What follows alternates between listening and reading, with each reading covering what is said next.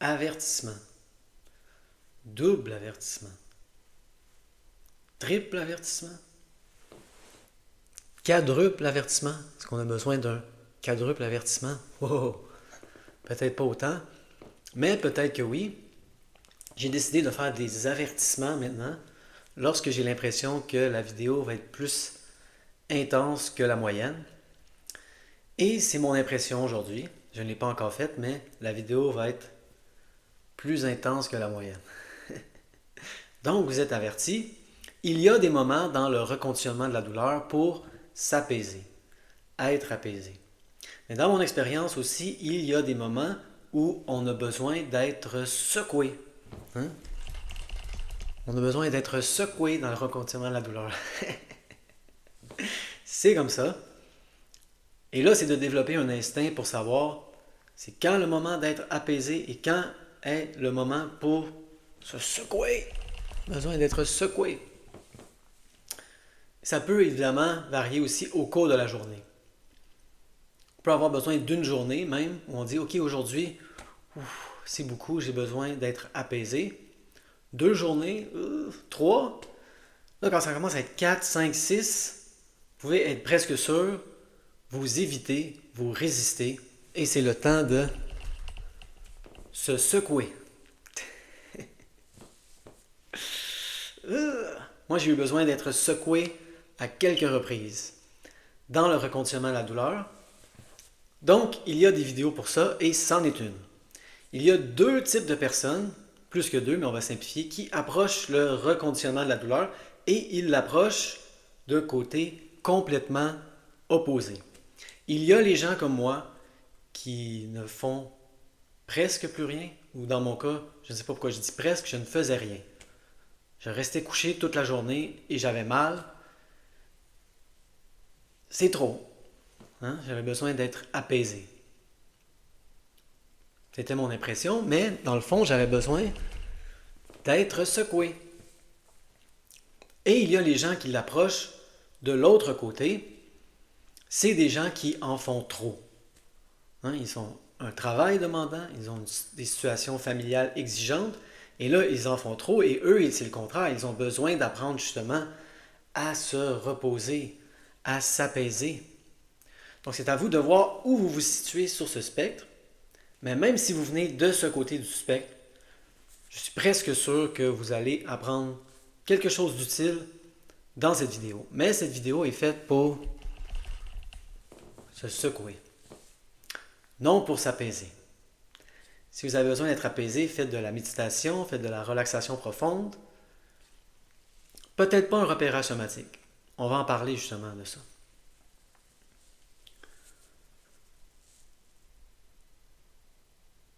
Pour commencer, on peut parler des obligations sociales.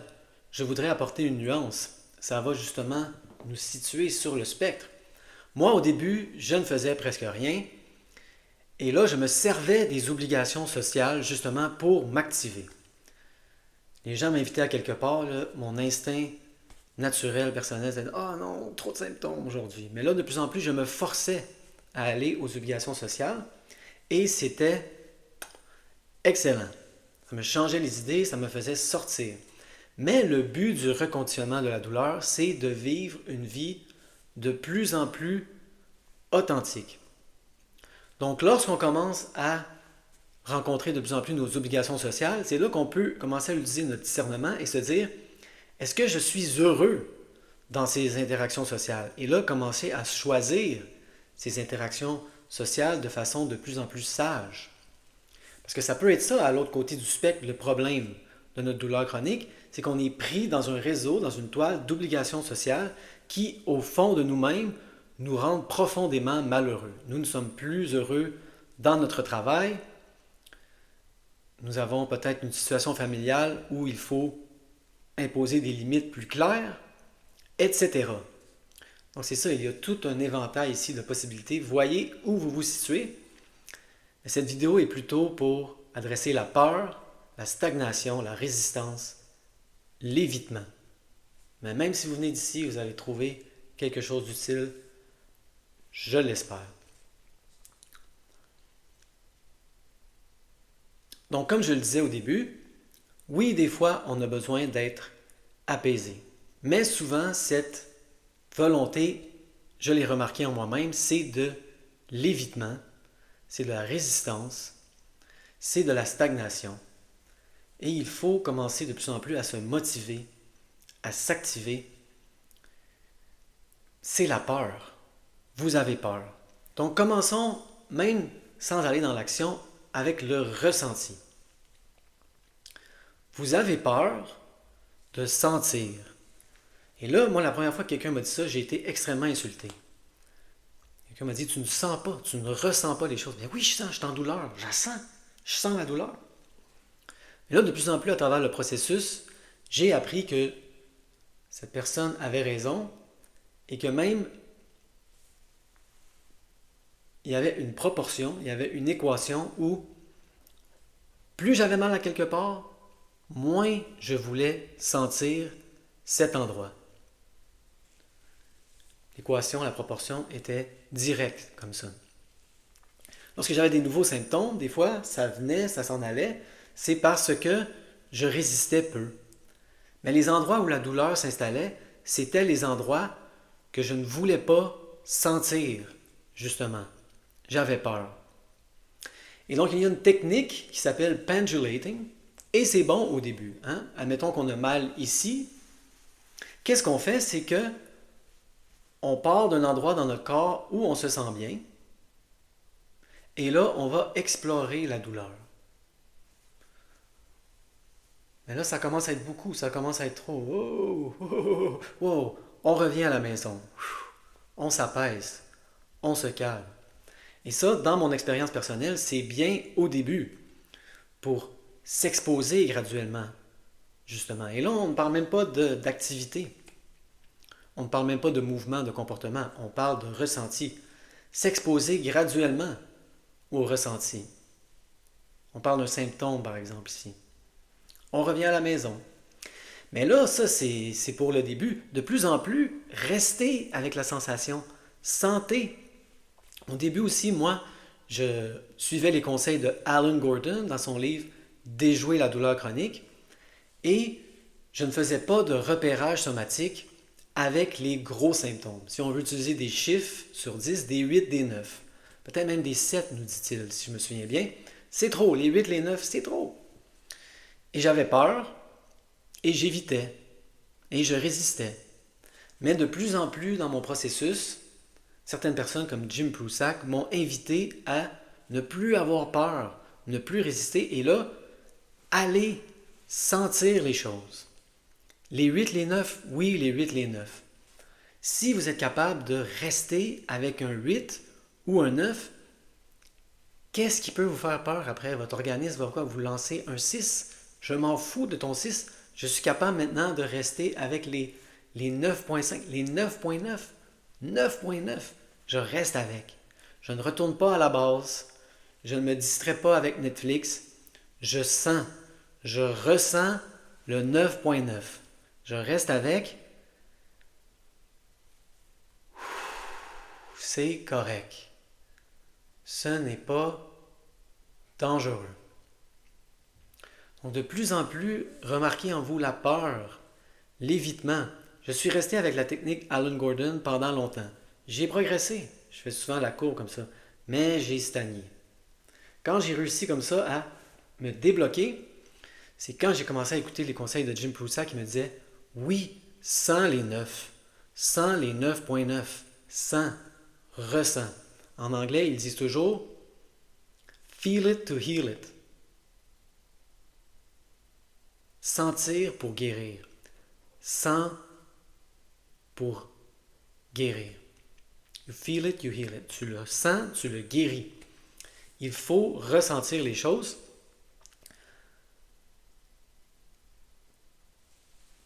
Dans mon expérience, plus on a mal à quelque part, plus on résiste. Les endroits où j'avais le plus mal, où la douleur s'installait, étaient les endroits où je résistais le plus, où je voulais le moins ressentir les choses. Et c'est là justement qu'il faut aller.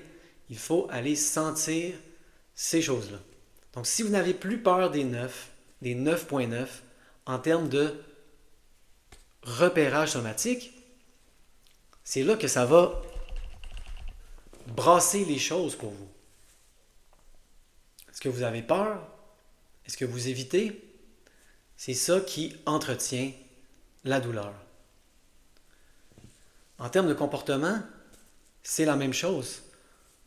Moi, souvent, je me levais et je me disais, oh, wow, c'est gros les symptômes aujourd'hui. Je crois que je vais prendre ça mollo, là. C'est beaucoup trop. Et là, j'écoutais une vidéo qui me disait, non, affronte, challenge, défie, confronte les symptômes constamment. Qu'est-ce que ça veut dire? Ça veut dire que même si je me sens mal, je vais faire de l'exercice physique. Non seulement de l'exercice physique, je vais faire l'activité, le mouvement qui me fait le plus peur. Le plus peur. C'est vraiment ça qui a débloqué les choses pour moi. Au début, vous allez avoir plus mal. Le problème, c'est que votre stratégie est court terme.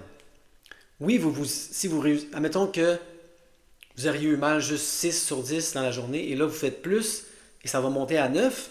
Oui, vous vous évitez un peu de douleur court terme, mais vous êtes en train de prolonger le processus inutilement. Moi, dans mon expérience, quand les choses ont débloqué, c'est quand j'ai arrêté d'éviter, quand j'ai arrêté d'avoir peur. J'ai fait des repérages somatiques avec des 9.9. Je suis allé bouger dehors, faire de l'exercice avec des hauts symptômes. Et de plus en plus, les symptômes baissaient durant l'exercice. Et je le remarquais, la journée que je décidais justement de prendre ça relax, rester assis comme ça, écrasé,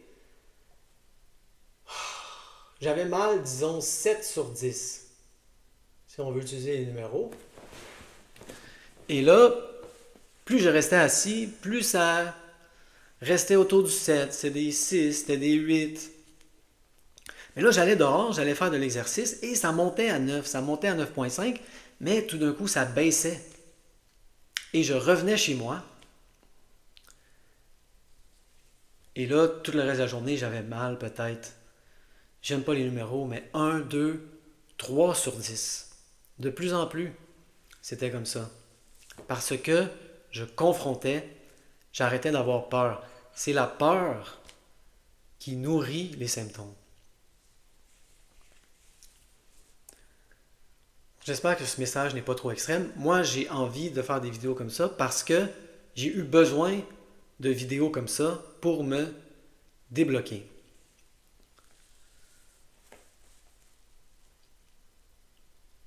Donc, en termes de ressenti,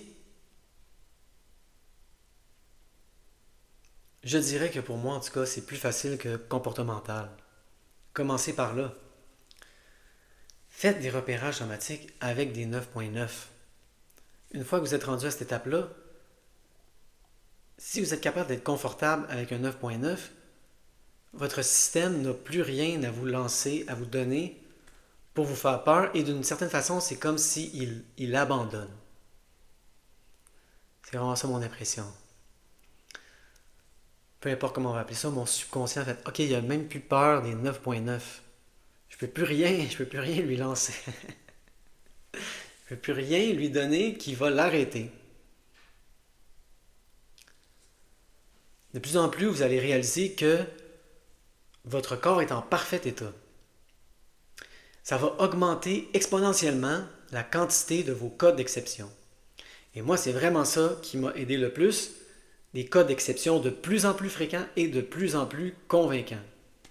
Lorsque vous allez faire du jogging, par exemple, sur un 8, sur un 9 sur 10, et que c'est à cause du jogging que la douleur baisse, et que vous revenez chez nous et que là, tout d'un coup, vous avez mal 3 sur 10, 2, 3 sur 10, peut-être même 0. Et vous savez très bien avec votre expérience que si vous étiez resté assis, la douleur serait encore à 7, 8.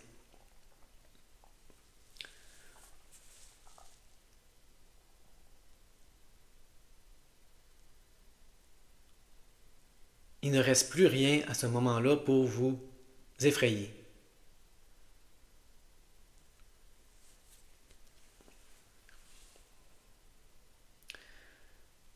Donc j'espère que ce message n'est pas trop effrayant et j'espère que ça peut être utile. Mais des fois, il faut vraiment se faire secouer dans le reconditionnement de la douleur. C'est mon expérience personnelle. Vous avez peur. Vous évitez. Arrêtez d'éviter. Arrêtez d'aller dans des endroits où vous vous sentez bien. Allez dans l'endroit où vous résistez le plus, l'endroit que vous voulez le moins sentir. Allez-y, sentez. Plus on sent, plus on guérit. Arrêtez de réfléchir. Est-ce qu'on peut arrêter de penser? Impossible. Des fois, ils nous disent qu'on peut avoir 70 000 pensées par jour. Le cerveau pense. C'est ce qu'il fait. Le but, ce n'est pas d'arrêter de penser, c'est impossible. Mais on peut arrêter de réfléchir. Penser, c'est involontaire. Le cerveau pense, c'est tout. Mais réfléchir, c'est un acte très, très actif. Là. On s'y met, ça y est, là, je réfléchis. Je cogite. Il y a évidemment des moments pour réfléchir. Mais dans mon expérience, dans le processus, il faut réfléchir, cogiter de moins en moins, sentir de plus en plus. Que faut-il sentir? L'endroit de votre corps que vous voulez le moins sentir. L'endroit où vous résistez le plus. Vous le savez, c'est lequel? Si c'est votre vieux mal de dos, qui est là depuis des années, c'est là qu'il faut aller. Allez dedans, sentez le plus possible. Même si c'est à 9.9, même si c'est à 9.9, ça va accélérer votre processus exponentiellement. Arrêtez d'avoir peur. C'est la peur qui entretient les symptômes. Pourquoi vous avez peur de sensations? Et là, ça c'est pour le ressenti. Dehors, allez faire ce que vous voulez. Marcher, courir, nager, faire de la bicyclette. Votre corps n'est pas endommagé. Vous pouvez faire tout ce que vous voulez. Ah, mais ça va déclencher des hauts symptômes. Ce n'est pas grave. C'est des sensations. Vous avez peur de sensations. Ça n'a jamais tué personne. J'ai eu des symptômes très, très colorés. Ça ne m'a jamais tué.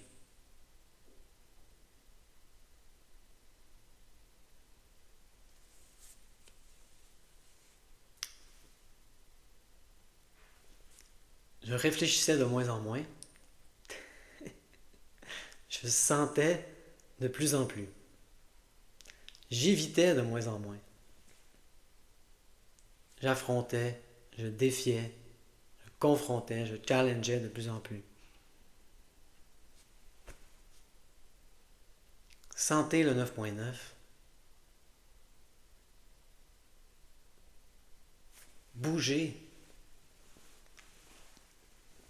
dans les hauts symptômes.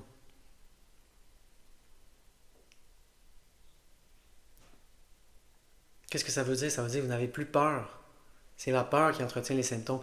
Vous avez peur de quoi dans le fond? Vous avez peur de monter les symptômes pour un laps de temps bref. Il faut passer à travers la bosse. C'est ça qui va faire que vous n'aurez plus de symptômes. Vous avez peur de la bosse. Mais une fois que vous passez la bosse, ça est fini. Mais au lieu d'avoir une haute bosse comme ça, qu'est-ce que vous faites? C'est que vous prolongez les symptômes. Comme ça. Si on additionnait, vous créez beaucoup plus de souffrance que la bosse initiale.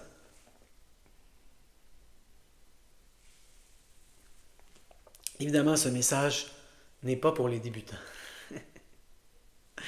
Au début, c'est bon de s'apaiser. Et au cours du processus, il y a des moments pour s'apaiser. Il y a des moments pour réfléchir aussi. Des moments pour cogiter. La plupart des gens en douleur chronique souffrent de ce qu'on peut appeler la surréflexion. La méditation, évidemment, est idéale pour ça. créer une distance, une neutralité envers nos sensations et nos pensées. Pour moi, le but de la méditation, ce n'est pas d'arrêter de penser, mais de prendre une distance par rapport à nos pensées. Ah, il y a des pensées. Il n'y a pas de je qui pense. C'est des pensées. Donc, s'il y a une pensée comme j'ai peur, c'est juste une pensée. Ou s'il y a une pensée qui dit remarquez ça, est-ce que c'est une voix qui vous adresse à la deuxième personne du singulier tu es tellement stupide. Ou est-ce que vous avez internalisé cette voix ah, je suis tellement stupide. Je suis tellement stupide. C'est une pensée, il n'y a pas de je qui pourrait être stupide. Votre corps possède l'intelligence du cosmos, l'intelligence de la nature. Le corps est fort. Dites-vous toujours ça, le corps guérit. C'est l'esprit qui reste attaché aux vieilles sensations. Laissez tout ça passer à travers vous. Vous résistez. C'est sûr que ça reste. Vous résistez comme ça. Enlevez vos mains du chemin. Laissez les choses passer à travers vous. Elles vont s'en aller. Vous empirez les choses. Vous pensez que vous épargnez de la souffrance? Vous perpétuez la souffrance en résistant. Enlevez vos mains du chemin. Invitez. Si j'évite, ça empire. Si je résiste, ça persiste. Si j'accepte, ça passe. Si j'invite, ça passe de plus en plus vite. Invitez. Invitez les symptômes, invitez les symptômes. Non seulement inviter, c'est comme être chez soi et là, dire ah, viens donc me visiter. Allez visiter le symptôme. Appelez-le, je m'en viens, là, j'arrive. Il est ici le symptôme, boum, allez-y, sentez. Ressentez le symptôme. Je veux te sentir, je ne me sauve plus de toi. Je vais vers toi, je veux te sentir. Qu'est-ce que tu es? Qu'est-ce que tu veux me dire? Je suis là, je te sens. Sentir pour guérir. Plus on sent, plus on guérit. Moins on a peur.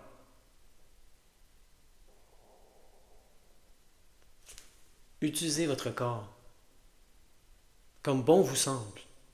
Comme bon me semble. Comme bon vous semble. Comme si vous étiez en parfaite santé pour quelqu'un de votre âge, évidemment. On reste raisonnable. On ne va pas faire des triathlons, on ne va pas monter l'Everest. On fait des choses que l'individu moyen de notre âge qui essaie de se remettre en forme est capable de faire. Et moi, ce que j'ai trouvé, c'est que, je vais terminer là-dessus, il a fallu que je fasse un peu plus d'exercice physique que je voulais faire. Au sens où, admettons que, idéalement, j'aimerais faire à peu près ce niveau d'activité physique au quotidien, dans ma vie rêvée idéale. Il a fallu que j'aille un peu plus loin pour montrer à mon cerveau à quel point mon corps était en parfait état et je pouvais faire ce que je voulais. Si j'avais seulement été au niveau d'activité que je voulais faire, je ne sais pas si ça aurait aussi bien marché, mais il y a une période où j'ai fait plus d'exercices que je voulais dans le processus que j'appellerais le reconditionnement de la douleur.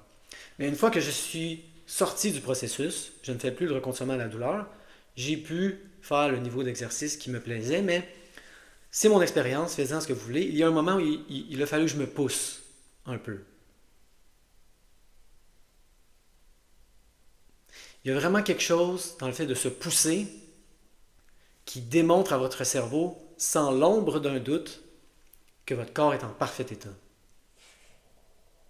Il y a quelque chose dans l'activité physique vigoureuse qui fait baisser les symptômes. Baisser les symptômes. Vous allez sécréter de l'endorphine, toutes sortes de produits chimiques bénéfiques pour votre santé. C'est plus que prouver à votre cerveau que le corps est en parfait état, c'est que ça va sécréter toutes sortes de choses fantastiques pour votre santé, vous allez vous sentir mieux. Pas juste plus en douleur, bien, mieux. Sécrétion. Sécrétons. Sécrétons. C'est le message final de cette vidéo. Allez sécréter en faisant de l'activité. Donc ce message était plutôt pour ceux qui ne s'activent pas. Si vous êtes trop actif, trop de demandes professionnelles, familiales, etc., peut-être que vous êtes le genre de personne qui avait besoin plutôt de vous calmer. Et peut-être que vous êtes le genre de personne justement qui devez développer des rapports sociaux plus authentiques, trouver votre vrai moi. Peut-être que vous n'êtes pas heureux. Et vous vous sentez prisonnier de vos obligations sociales. Et ça peut faire partie du reconditionnement à la douleur également. Mais lorsqu'on est au début et qu'on ne bouge presque plus, ce n'est pas le temps là, de se dire « Ah, il faut absolument que je développe des rapports authentiques ». Servez-vous de n'importe quelle occasion pour sortir, parler, vous activer, vous secouer.